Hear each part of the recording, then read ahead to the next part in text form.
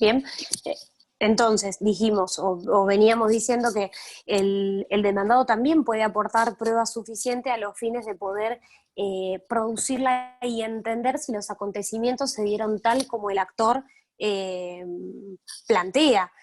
No es que el actor esté obligado o no a acompañar pruebas, pero resultaría muy raro que el actor no presente pruebas suficientes para justificar lo que está diciendo, porque si es el actor el que tiene un planteo, probablemente quiera hacerlo lo mejor posible para poder demostrar que lo que está diciendo es así, ¿sí? Entonces, no es que tiene una carga mayor, pero muy probablemente por el solo hecho de ser actor y tener o sea, en cabeza de él una pretensión, quiera aportar prueba a los fines de generar una convicción suficiente en el juez para que la pretensión le resulte favorable, ¿sí?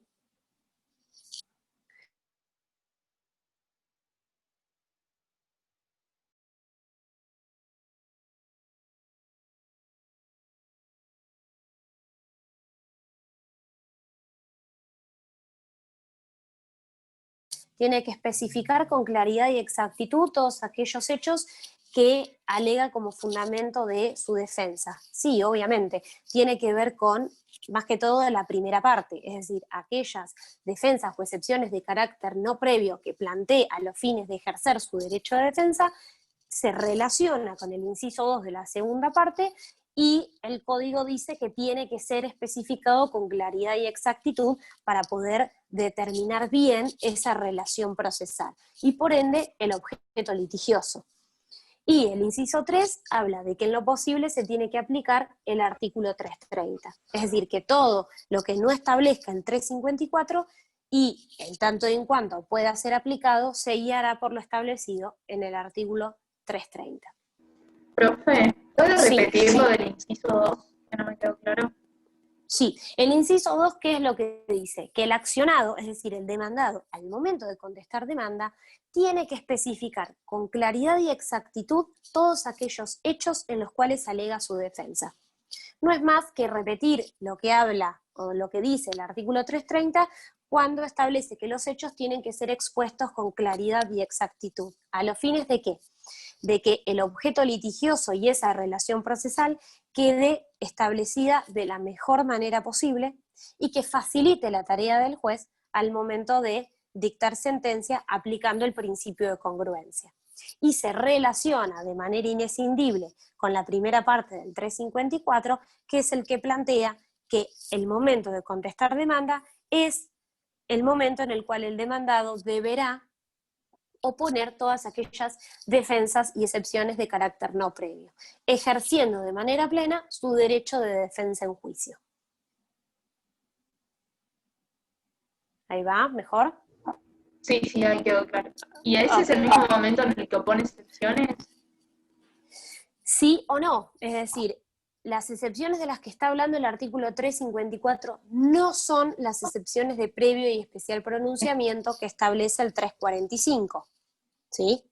Es decir, Claro, el las 340, opciones previas, las previas. claro, las Esa- opciones de previo y especial pronunciamiento se guían por lo establecido en el artículo 345, en cuanto al plazo y en cuanto a qué tipo de excepciones pueden ser consideradas de previo y especial pronunciamiento de manera taxativa.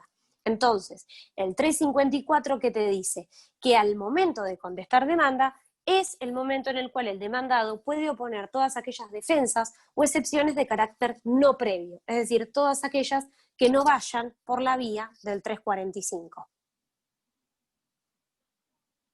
¿Bien? Sí, ahí quedó claro. Ok. Bien. En cuanto a los requisitos formales, es decir, ¿qué otras cuestiones se deben establecer al momento de contestar demanda? También es el momento para acompañar la prueba documental, lo mismo que hablamos en la demanda, con la contestación siempre en cualquier tipo de proceso se debe agregar o acompañar la prueba documental y según de qué tipo de proceso estemos hablando, tendrá que ofrecerse conjuntamente el resto de los medios de prueba o no.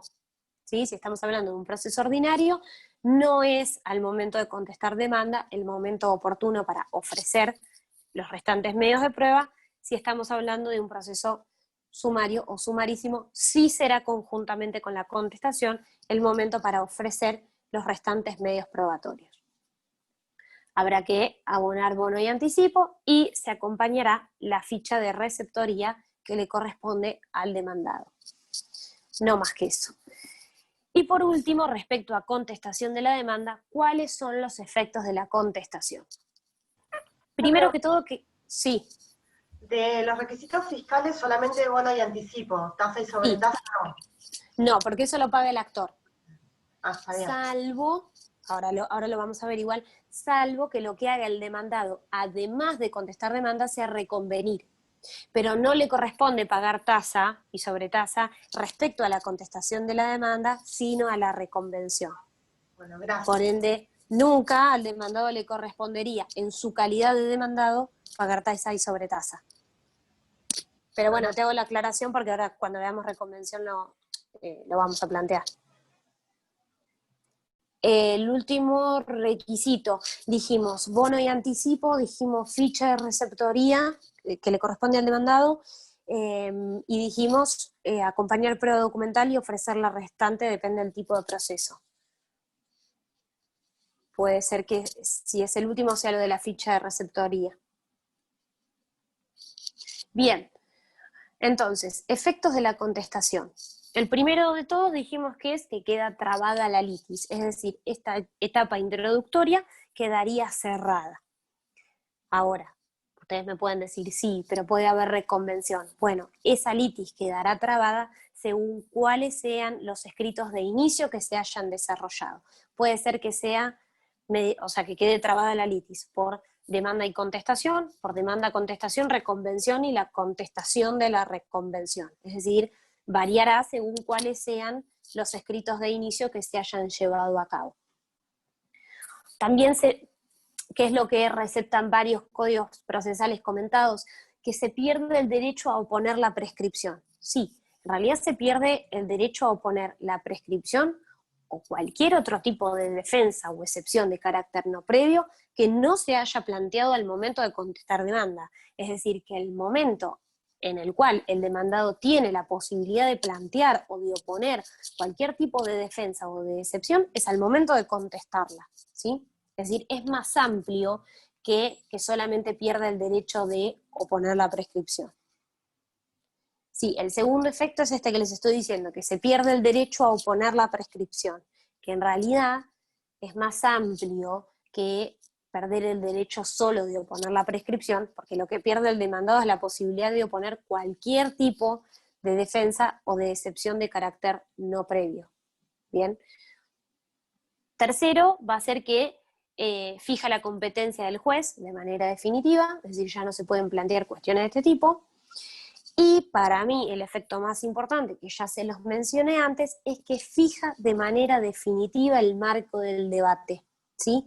Tanto respecto de la prueba, porque va a fijar cuáles son los hechos conducentes y controvertidos, y por ende respecto de qué hechos habrá que producir prueba, y respecto de la sentencia, porque a partir de cuál es el marco del debate, el juez sabrá hasta dónde tendrá que extenderse en su resolución final.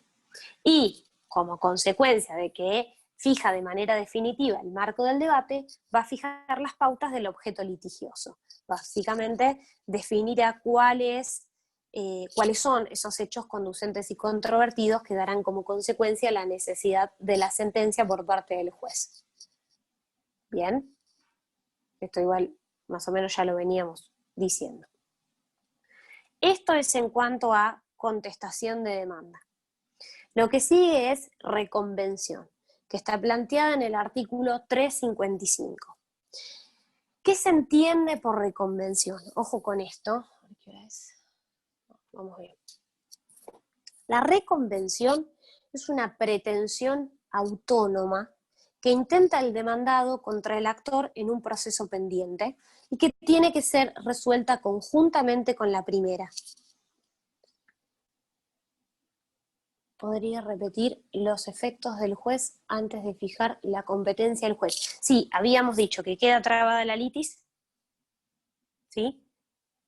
Y por otro lado que se pierde la posibilidad de oponer la prescripción. que yo se los amplío a que se pierde la posibilidad de plantear cualquier excepción no previa o defensa, ¿sí? Que esté en cabeza del demandado.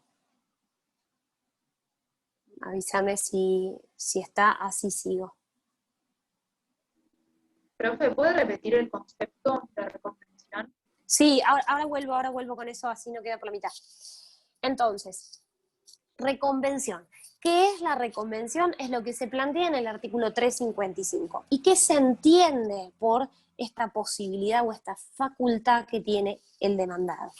Es una pretensión autónoma, ¿sí? Grábense eso en la cabeza, es una pretensión autónoma, independiente, distinta de la principal, que plantea el demandado contra el actor en un proceso que se encuentra pendiente, con la necesidad de que tiene que ser resuelta conjuntamente con la primera, ¿sí? Es decir, al momento de llegar a esa sentencia definitiva, se tendrá que resolver tanto la pretensión inicial como la pretensión planteada por el demandado mediante la reconvención.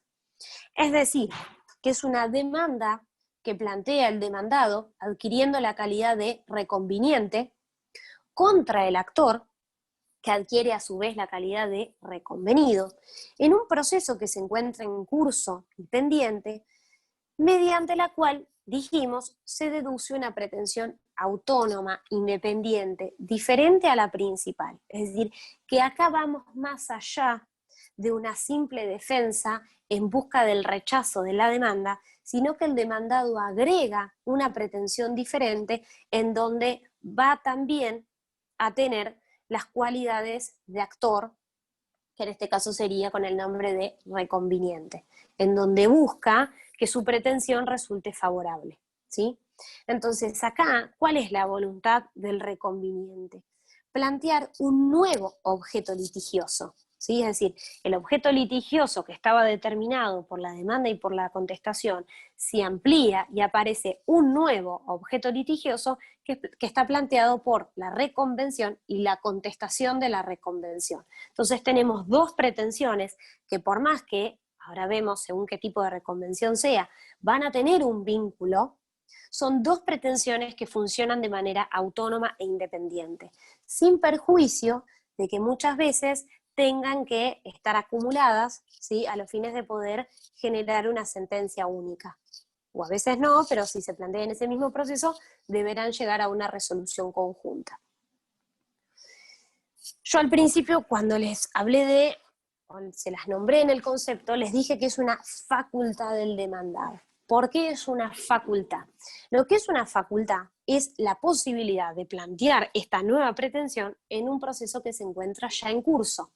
Es decir, que la reconvención surge como una herramienta que se desprende del principio de economía procesal. Es decir, que el código le permite al demandado ahorrar tiempo de iniciar un nuevo proceso con esta pretensión autónoma y aprovechar la circunstancia de que existe un proceso ya iniciado y poder plantear esta reconvención o esta pretensión independiente en un proceso que ya se encuentra tramitando. Lo cual no significa que por más que se le esté dando esta facultad o este derecho al demandado, sí o sí lo tenga que plantear en este proceso que se encuentra en curso.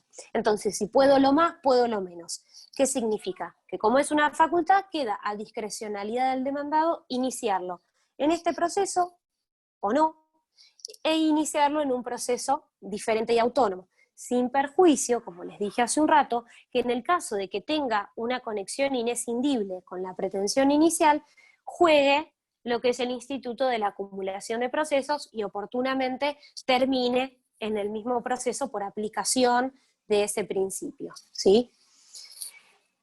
Entonces, ¿cuál es la oportunidad? ¿Cuál es el momento en el cual el demandado puede plantear la reconvención al momento de contestar demanda?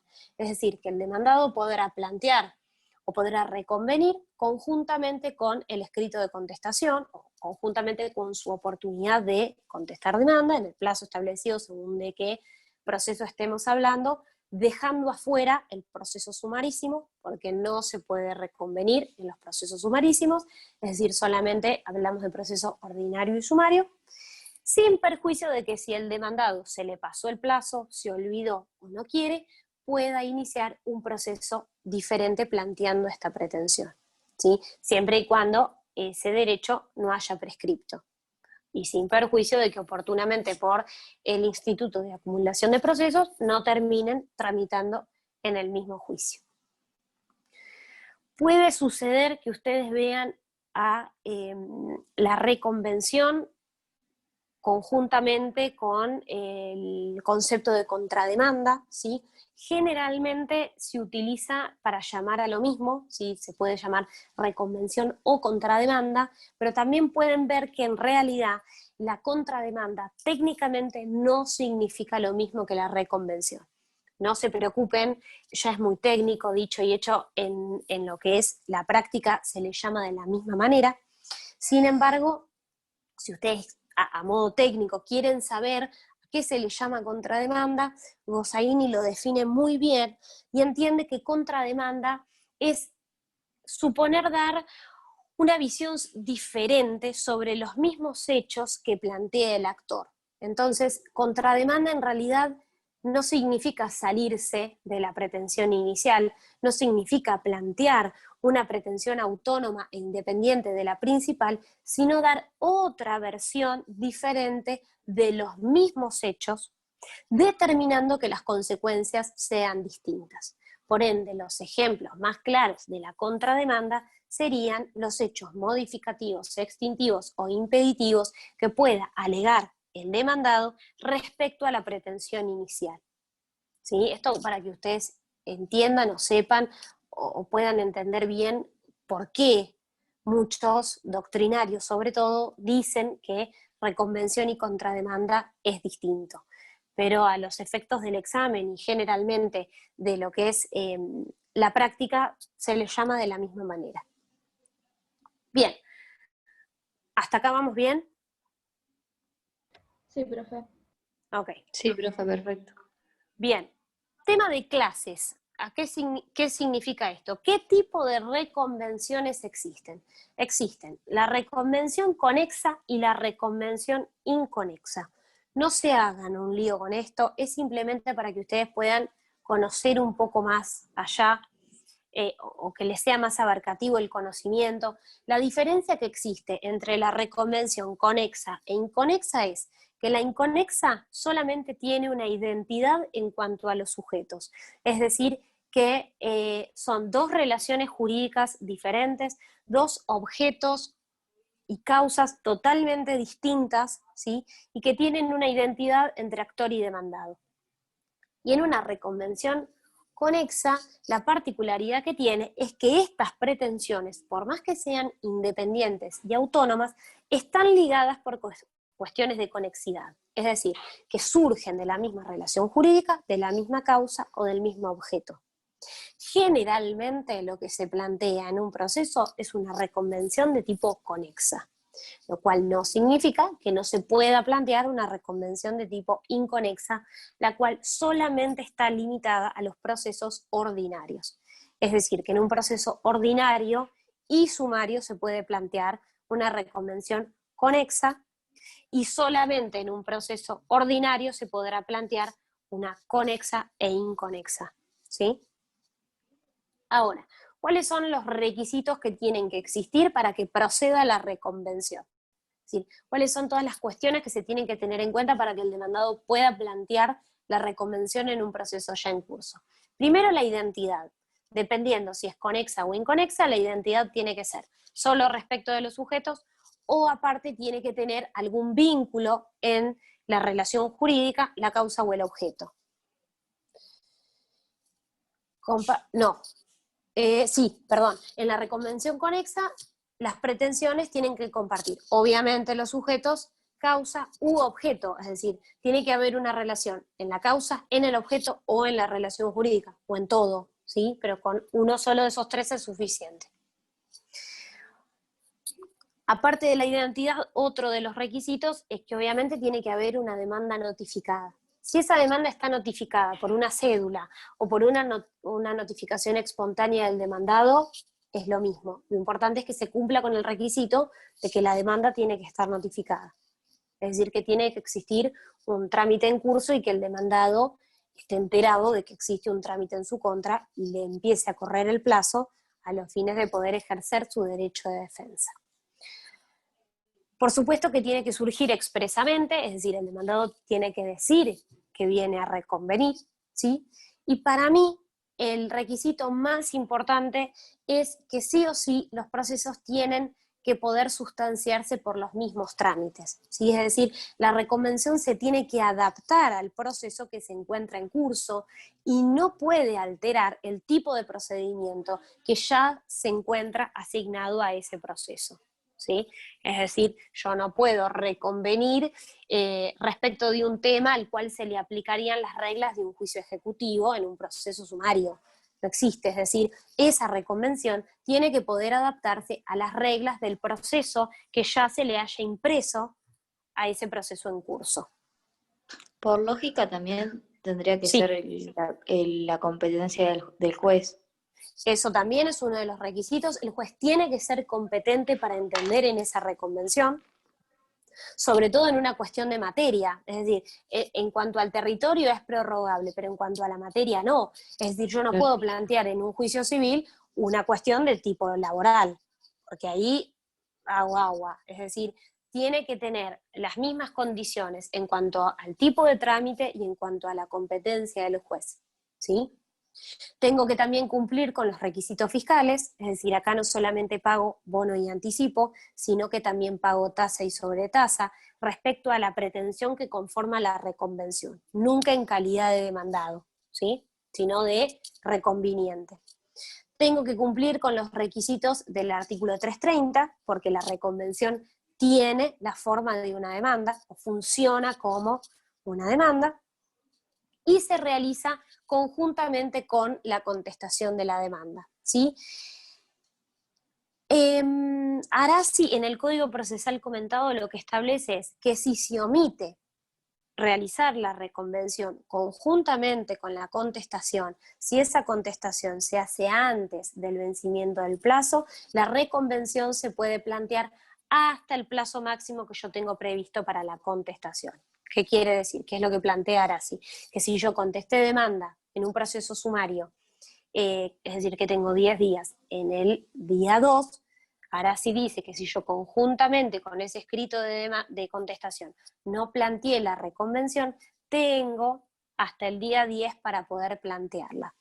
No es lo que se desprende del artículo, es decir, el artículo 355 dice conjuntamente con el escrito de contestación, sin embargo, hay ciertos autores que lo llevan hasta ese extremo. Es decir, podría hacerse justificándolo en lo que se plantea.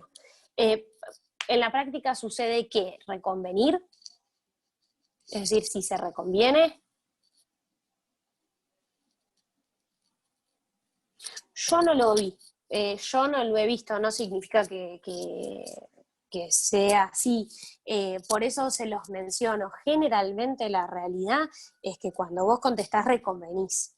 Pero bueno, existiendo la posibilidad, estaría la opción de poder plantearlo de manera diferente. Yo, en los casos que me han tocado o en los que yo he hecho, lo he hecho de manera conjunta. Entre acumulación de procesos y reconvención conexa. Bueno, en realidad depende, porque en realidad la reconvención es una facultad que se le da al demandado. Entonces, directamente lo planteo ahí y listo. La diferencia que tiene con la acumulación de procesos es que en la acumulación de procesos yo no estoy ejerciendo o planteando mi pretensión en un juicio que se encuentra en trámite, sino en uno diferente, pero por consecuencia del instituto de la acumulación de procesos terminarán tramitando por o ante el mismo juez en un mismo proceso. ¿Sí? Profe, la excepción Sí. que se le da al defensor oficial del sucesor universal para negar o reconocer los hechos, ¿también se le da en la reconvención? No. No. Okay. Solamente aplica para reconocer o negar categóricamente los hechos alegados por el actor. Para ninguna otra cosa. ¿Sí? Perfecto. Bien. Por último, bueno, y una cosa más, pero una cuestión que da a mucha confusión es el artículo 356, porque está totalmente mezclado y habla de dos cosas que no tienen nada que ver entre sí. El artículo 356 plantea, por un lado, el traslado de la reconvención y por otro lado plantea el traslado de los documentos que se hayan agregado a la contestación de demanda. O sea, plantea dos cuestiones que no tienen nada que ver entre sí y se dan de manera independiente.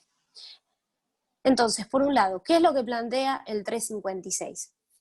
Que el traslado de la reconvención, conjuntamente con sus documentos y oportunamente, según qué tipo de proceso sea, el ofrecimiento de la prueba restante, se da por cédula, ¿sí? Es decir, el traslado de la reconvención con la documentación pertinente es por cédula. ¿Y cuál es el plazo que tiene el reconvenido y el actor para contestar esa reconvención? El mismo plazo que se tuvo para contestar demanda, según de qué tipo de proceso estemos hablando, dejando afuera el proceso sumarísimo. Tendrá 15 o 10 días, dependiendo si es un proceso de tipo ordinario o sumario. La segunda parte que plantea el artículo 356 es sacando la reconvención, es decir, volviendo para atrás cuando estamos hablando de contestación de demanda sin que exista una reconvención. ¿Qué pasa cuando el demandado no se limita a negar los hechos alegados por la parte, sino que ejerce algún tipo de defensa en los cuales está agregando algún hecho modificativo, impeditivo o extintivo que hace modificar la situación jurídica planteada por el actor? El principio de la contestación de la demanda es que si el demandado solamente se limita a negar los hechos planteados por el actor sin agregar hechos o documentos nuevos, es que el traslado es ministerio ley. Es decir, la contestación de la demanda, si se limita a la negativa, se da por ministerio ley y no por cédula. ¿Cuáles son los casos en los cuales la contestación de demanda se notifique por cédula al actor? Cuando haya hechos modificativos, extintivos o impeditivos, por lo cual lo que va a hacer el demandado es agregar documentación y prueba pertinente para justificar lo que dice.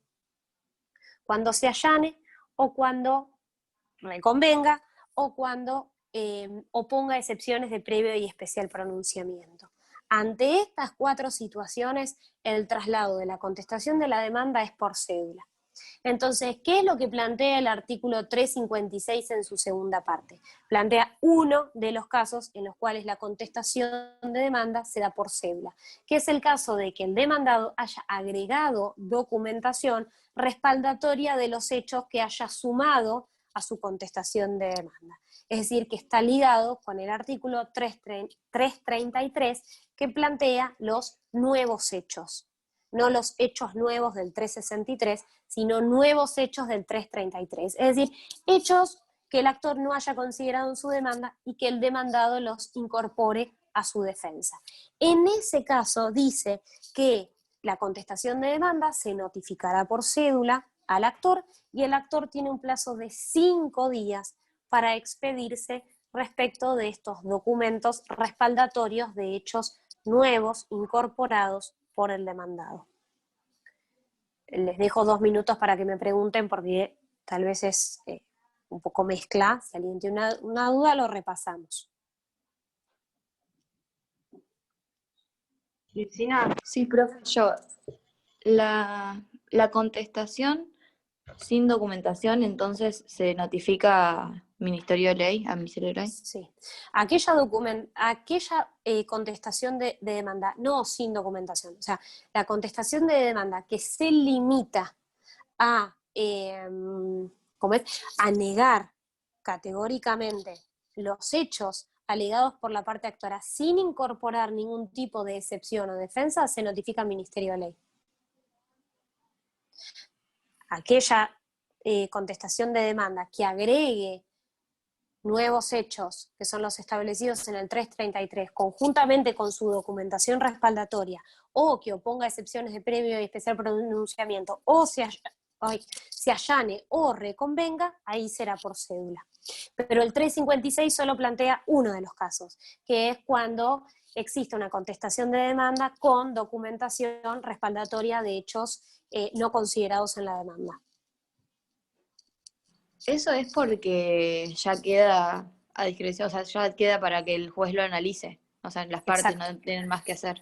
Exactamente, el actor no tendría nada más para decir ni ejercer su derecho de defensa si el demandado no incorporó nada diferente a lo ya dicho. Sí quedarán hechos conducentes y controvertidos, ¿sí? En caso de que la negativa se haya hecho de buena manera. Por ende, se abrirá la causa a prueba en tanto y en cuanto el juez lo considere de esa manera. Si el demandado agrega cuestiones de las cuales el actor se tenga que defender, ahí sí cambia la cuestión.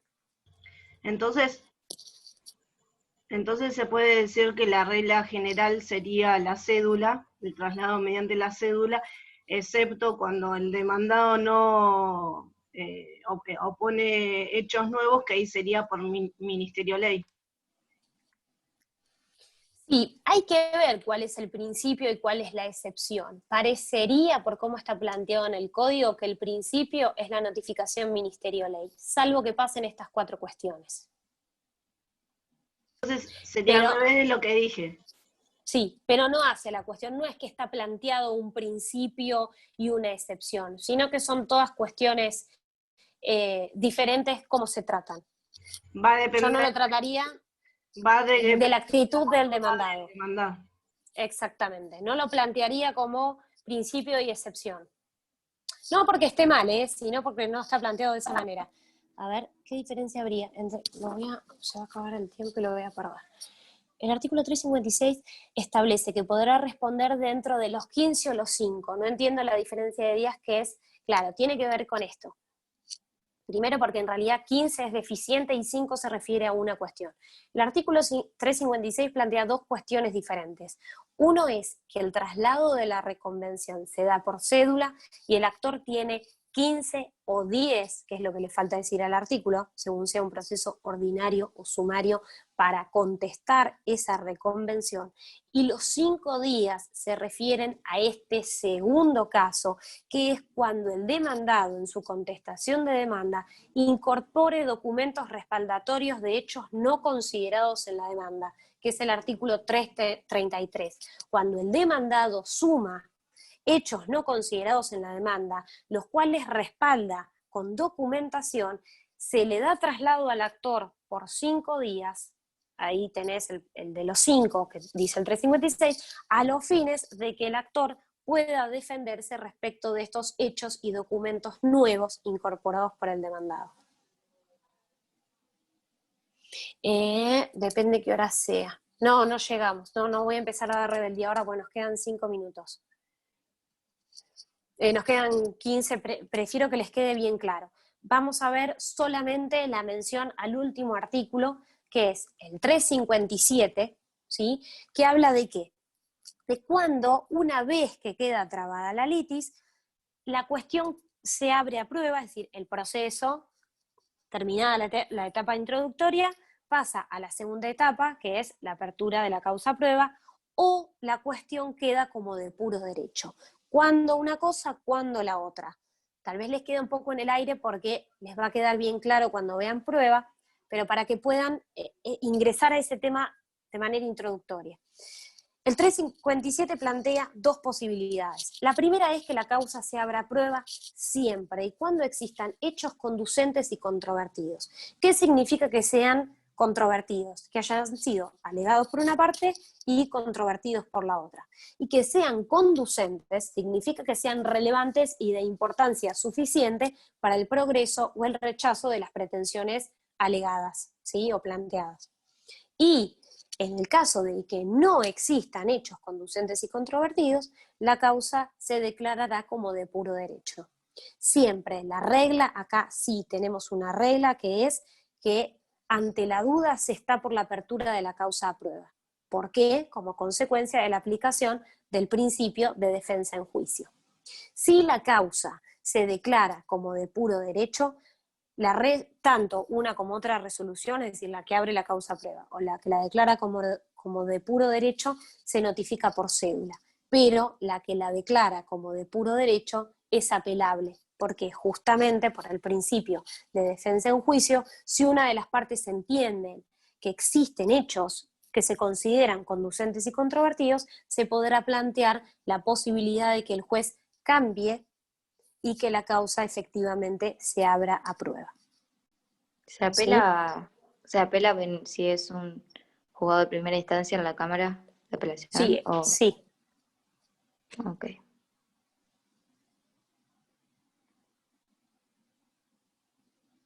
Si voy por apelación, puedo hacerlo por, no sé si lo vieron todavía. O sea, si estoy hablando de apelación es porque me voy a la segunda instancia. Puedo hacerlo por revocatoria.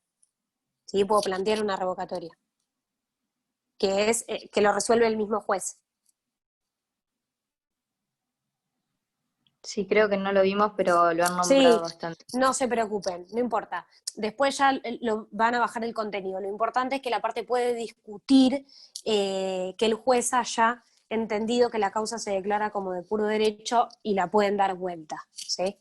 Ahora, con eso es suficiente. Para que ustedes entiendan que la regla siempre es preservar el derecho de defensa en juicio. Nos queda rebeldía, pero no lo quiero dar apurada porque tiene algunas cuestiones relevantes y no les quiero dar la mitad. Así que terminemos acá y nos vemos el miércoles. Como es resoluciones judiciales, es algo corto, arrancamos con rebeldía y seguimos con resoluciones, ¿sí? Si alguien tiene alguna duda, me pregunta. Profe, Dime. una pregunta que se me ocurrió. Sí. ¿El primer despacho del juez vendría siendo una providencia simple? Sí. Ah, bien. Era esa duda que tenía. Esto ya me lo habían preguntado en la clase anterior y yo les hice la salvedad de que en realidad muchas veces las resoluciones judiciales en la práctica se mezclan un poquito. ¿Por qué? Porque en realidad una sentencia interlocutoria tiene, entre otras cosas, como por ejemplo el pronunciamiento de costas, el fundamento de la decisión. Y muchas veces pasa en un primer despacho que tienen que decidir una cuestión muy chiquita, ni siquiera es una cuestión incidental, pero se da mucho en sucesiones, ¿no? Donde se tiene que publicar edictos en el boletín oficial y en la capital, en el diario. Y con la reforma del código no se entiende bien cuántos días hay que publicar edictos en la capital. Y para que el juez determine cuáles son los días que decide publicar, tiene que a su vez dar el fundamento de por qué decide lo que decide, debido a que en el código no queda claro. Entonces, parece que excede los requisitos de una providencia simple porque está dando el fundamento de la decisión. Sin embargo, no deja de ser una providencia simple por eso, porque para que sea interlocutoria tiene que cumplir con todos los requisitos establecidos para una interlocutoria, ¿sí? Pero no lo vean como algo tan estanco porque se van a empezar a confundir. Y muchas veces un primer despacho, la verdad es que excede lo que parecerían los requisitos de una providencia simple, pero no por eso deja de serlo. ¿Sí? Bien. Ok. ¿Alguien más tiene una duda? ¿De alguna página que tenga un código comentado actual? Porque todos los que una aparecen página son no. del 2004, 2005 y son recontra viejos. No, página no. Lo que yo les voy a subir de Reconvención y Rebeldía es un comentario de Gossaini, de un tratado, pero no de un código comentado. Creo que igual el centro les había dado un enlace en donde tenían Son los dos viejos. un código. Son los dos viejos. Uno es de Finocchieto del 2004 y el otro del 2005 o algo así. Sí, si llego a encontrar alguna página, les digo, yo generalmente nunca encuentro un comentado bueno en internet. Pero bueno, si llego a ver, o tal vez la doctora Pereira puede saber, a ver si alguien los puede guiar un poco con eso. Entonces después le pregunto por el campus y listo, y ya queda, si me llega a contestar, ya queda para todos. Dale, listo. Gracias. Buenísimo.